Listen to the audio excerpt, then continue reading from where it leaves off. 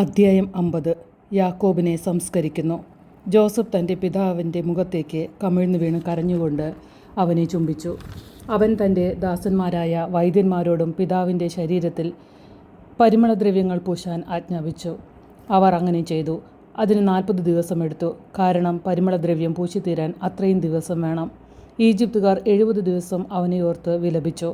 അവനു വേണ്ടിയുള്ള വിലാപകാലം കഴിഞ്ഞപ്പോൾ ജോസഫ് ഫറവോയുടെ വീട്ടുകാരോട് പറഞ്ഞു, നിങ്ങൾ എന്നിൽ സംപ്രീതരാണെങ്കിൽ ദയചെയ്ത് ഫറവോയോട് ഇങ്ങനെ ഉണർത്തിക്കുക. എൻ്റെ പിതാവ് എന്നെക്കൊണ്ട് ഒരു പ്രതിജ്ഞ ചെയ്യിച്ചു. അവൻ പറഞ്ഞു, ഞാൻ മരിക്കാറായി. കാനാൻ ദേശത്ത് എനിക്ക് വേണ്ടി ഞാൻ തയ്യാറാക്കിയിരിക്കുന്ന കല്ലറയിൽ തന്നെ നീ എന്നെ സംസ്കരിക്കണം. അതുകൊണ്ട് ഞാൻ പോയി എൻ്റെ പിതാവിനെ സംസ്കരിക്കട്ടെ. അത് കഴിഞ്ഞ് ഞാൻ തിരിച്ചു വരും. ഫറവോ പറഞ്ഞു, നീ പോയി അവൻ പ്രതിജ്ഞ ചെയ്യിച്ചതനുസരിച്ച് അവനെ സംസ്കരിക്കുക. ജോസഫ് പിതാവിനെ സംസ്കരിക്കാൻ പോയി. ഫറവോയുടെ വേലക്കാരും കൊട്ടാരത്തിലെ പ്രമാണികളും ഈജിപ്തിലെ തലവന്മാരും അവനോടൊപ്പം പോയി. ജോസഫിൻ്റെ വീട്ടുകാരും സഹോദരന്മാരും പിതാവിൻ്റെ കുടുംബവും അവൻ്റെ കൂടെ ഉണ്ടായിരുന്നു. കുട്ടികളും ആടുമാടുകളും മാത്രമേ ഗോഷേൻ ദേശത്ത് ശേഷിച്ചുള്ളൂ. രഥങ്ങളും കുതിരക്കാരും അവനെ അനുഗമിച്ചു. അത് വലിയൊരു സംഘമായിരുന്നു. ജോർദാൻ അക്കരെയുള്ള അത്താദിലെ മെതി സ്ഥലത്തെത്തിയപ്പോൾ അവർ ഉച്ചത്തിൽ വിലപിച്ചു. അവൻ 7 ദിവസം പിതാവിനെ ഓർത്ത് വിലപിച്ചു. അന്നാട്ടുകാരായ കാനാന്യർ അത്താദിൻ്റെ മെതിക്കളത്തിൽ നടന്ന ഈ വിലാപം കേട്ടപ്പോൾ ഈജിപ്തുകാർക്ക് വളരെ ഗൗരവമുള്ള ഒരു വിലാപമാണിത് എന്ന് പറഞ്ഞു. അതുകൊണ്ട് ആ സ്ഥലത്തിന് ആബേൽ മിസ്രയീം എന്ന് പേരുണ്ടായി.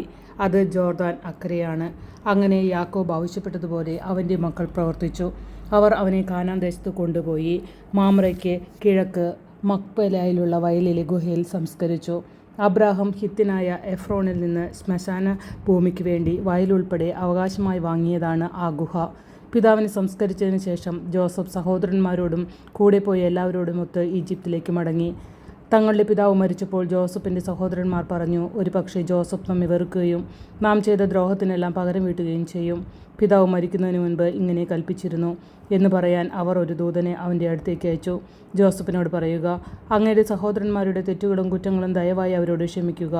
അവർ അങ്ങയെ ദ്രോഹിച്ചു. അങ്ങയുടെ പിതാവിൻ്റെ ദൈവത്തിൻ്റെ ദാസന്മാരുടെ തെറ്റുകൾ പൊറുക്കണമെന്ന് ഞങ്ങൾ അപേക്ഷിക്കുന്നു. അവർ ഇത് പറഞ്ഞപ്പോൾ ജോസഫ് കരഞ്ഞുപോയി. സഹോദരന്മാർ വന്ന് അവൻ്റെ മുമ്പിൽ വീണ് പറഞ്ഞു, ഞങ്ങൾ അങ്ങയുടെ ദാസന്മാരാണ്. ജോസഫ് പറഞ്ഞു, നിങ്ങൾ പേടിക്കേണ്ട. ഞാൻ ദൈവത്തിൻ്റെ സ്ഥാനത്താണോ? നിങ്ങൾ എനിക്ക് തിന്മ ചെയ്തു, പക്ഷേ ദൈവം അത് നന്മയാക്കി മാറ്റി. ഇന്ന് കാണുന്നത് പോലെ അനേകം പേരുടെ ജീവൻ രക്ഷിക്കാൻ വേണ്ടിയാണ് അവിടുന്ന് അത് ചെയ്തത്. അതുകൊണ്ട് ഭയപ്പെടേണ്ട. നിങ്ങളെയും നിങ്ങളുടെ കുഞ്ഞുങ്ങളെയും ഞാൻ പോറ്റിക്കൊള്ളാം. അങ്ങനെ അവൻ അവരെ ധൈര്യപ്പെടുത്തുകയും സ്വാന്തനപ്പെടുത്തുകയും ചെയ്തു. ജോസഫിൻ്റെ മരണം. ജോസഫും അവൻ്റെ പിതാവിൻ്റെ കുടുംബവും ഈജിപ്തിൽ പാർത്തു. ജോസഫ് 110 കൊല്ലം ജീവിച്ചു. എഫ്രായിമിൻ്റെ 3-ാം തലമുറയിലെ മക്കളെ അവൻ കണ്ടു. മനാസയുടെ മകനായ മാക്കീറിൻ്റെ കുഞ്ഞുങ്ങളും ജോസഫിൻ്റെ മടിയിൽ കിടന്നിട്ടുണ്ട്. ജോസഫ് സഹോദരന്മാരോട് പറഞ്ഞു, ഞാൻ മരിക്കാറായി. എന്നാൽ ദൈവം നിങ്ങളെ സന്ദർശിക്കും. അബ്രാഹത്തിനും ഇസഹാക്കിനും യാക്കോബിനും വാഗ്ദാനം ചെയ്ത നാട്ടിലേക്ക് അവിടുന്ന് നിങ്ങളെ കൊണ്ടുപോകും.